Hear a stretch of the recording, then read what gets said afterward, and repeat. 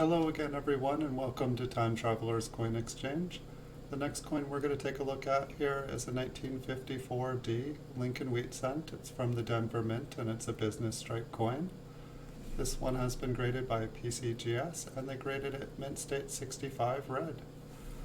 We'll take a look at the front and the back of this coin. And while we're doing that, I'll tell you a little bit about myself. I've been doing eBay for a long time. If you guys haven't noticed, there is a link in the description of every video which brings you to eBay to the listing of the coin you see in the video. And I try to share a little something in every video now just to make it worth your time. You guys wanted more videos when you guys subscribe, so I've been doing the best I can to make as many videos as I can. But I've been doing eBay for a long time and I really had trouble making money at it. Everyone was constantly undercutting my prices. I just couldn't get stuff for cheap enough to be able to resell it at a profit. And I took some time off for a little while and started playing video games. And I guess I'm giving a shout out to video games and the skills you can learn in video games. I mean, not only did I learn how to navigate a computer really well, and to learn different programs to communicate with other users. The one thing a lot of the video games had in common were they had auction houses. So I'll give a shout out to World of Warcraft, Diablo 3. World of Warcraft was my first experience with an auction house in-game. After adventuring in the wilds of a video game, collecting, taking down bosses and slaying monsters, you get loot, you get gold, you get special items, you get unique items, rare items, legendary items, you get epic items. The items just keep getting better and people compete for those items, and in a game with an economy like that, in a massively multiplayer online environment, barter systems, trade systems appear. Sometimes third-party websites appear, trading the items automated with bots. But the auction house in Warcraft, I really got to play around with the economy. At one point in the realm that I was in, there was, I don't know how many tens of thousands of people playing the game, but I did so well in the auction house that I owned every single item in the auction house. I just bought everything everyone else had. I doubled the price, put it back up, would sell, and I would make so much profit that anytime anyone put anything else up, I would buy it. I could have anything in the game. I was the richest person on World of Warcraft, and it was awesome.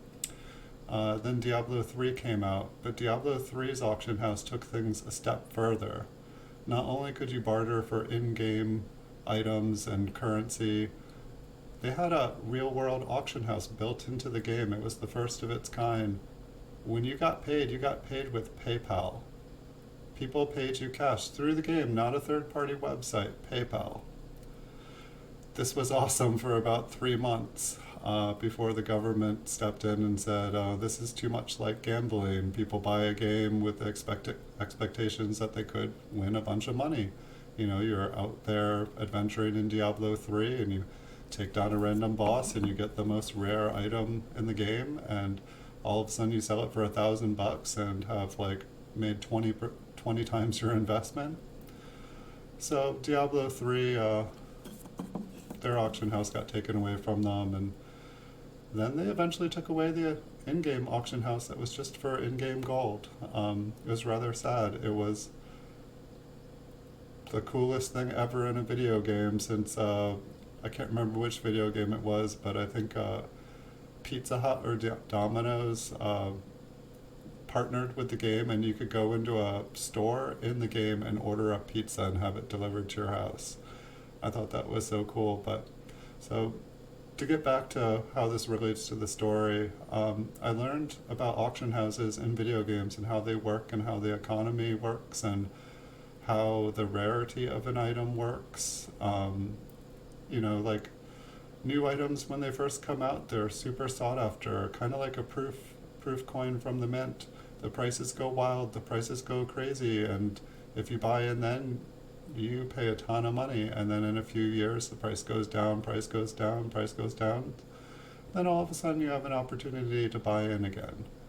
Um, but I pretty much owe most of my experience from video games. I was able to practice around, try a ton of different strategies, and so I guess I'll leave this with a tip on eBay is you can sell things for whatever you want. You can try to compete and have the lowest price on eBay. And with the amount of fees that you have on eBay, like it costs about $8 for me after I ship something, pay eBay fees, pay for my eBay store, just, pay for the packaging, and then it's like all the time you spent, buying the coin and selling the coin, driving to the post office, doing all these things. If you're promoting your item, if you're paying marketers to promote your item, it all adds up. And the coin market, like any other market, it goes in swings up and down. And so one of my advice in the video was buy low, sell high.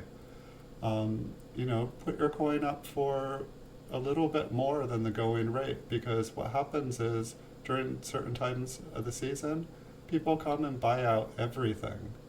And it comes in a flow, and all of a sudden everything gets bought out.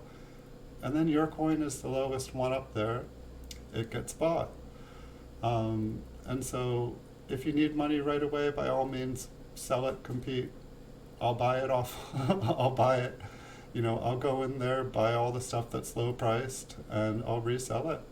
And if you're willing to wait, if you have a collection in your closet and you know what it's worth, post it on eBay for your dream prices. Don't go too ridiculous, but then if it sells, take it out of the closet and you can buy another one and replace it to your collection.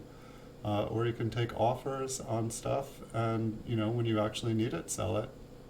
But there's no need to take like a loss just to get money. There's someone out there, a collector, who's looking for your coin and they'll buy it from you.